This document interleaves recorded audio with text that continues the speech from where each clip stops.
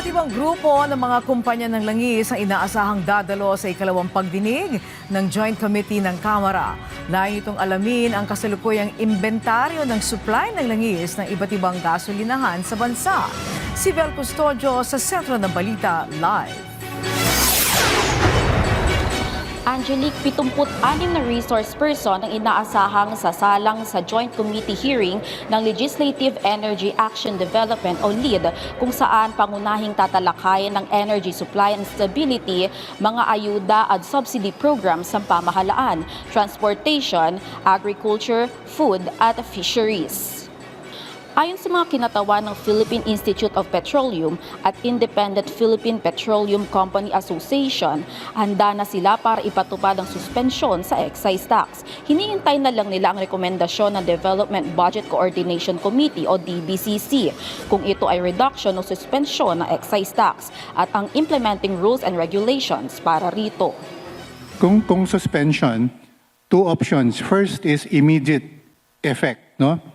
So I think that is the preference of the government because they want it to be felt with the consumers right away.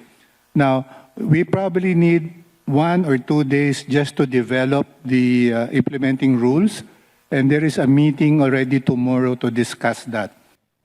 Layunin ng isasagawang pagpupulong ang energy sector na malaman ang existing inventory ng supply at ng 14,000 gasoline stations sa bansa at kung paano kaagad mararamdaman ng publiko ang suspensyon ng excise tax sa kasalukuyang inventaryo ng langis.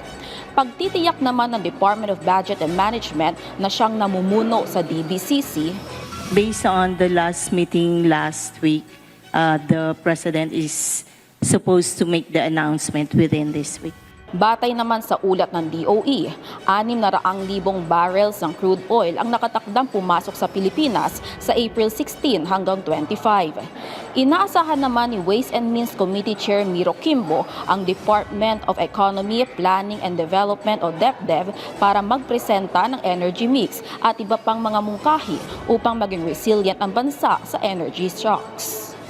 Angelique, bukas din ang Joint Committee para pag-usapan ang posibleng suspensyon ng 12% value-added tax. Ayon kay Committee Chair Miro Kimbo, bukas naman ang Kamara sa lahat ng opsyon basta ito ay epektibo at walang masamang maidudulot sa ekonomiya. Balik sa iyo, Angelique. Okay, maraming salamat, Vel Custodio.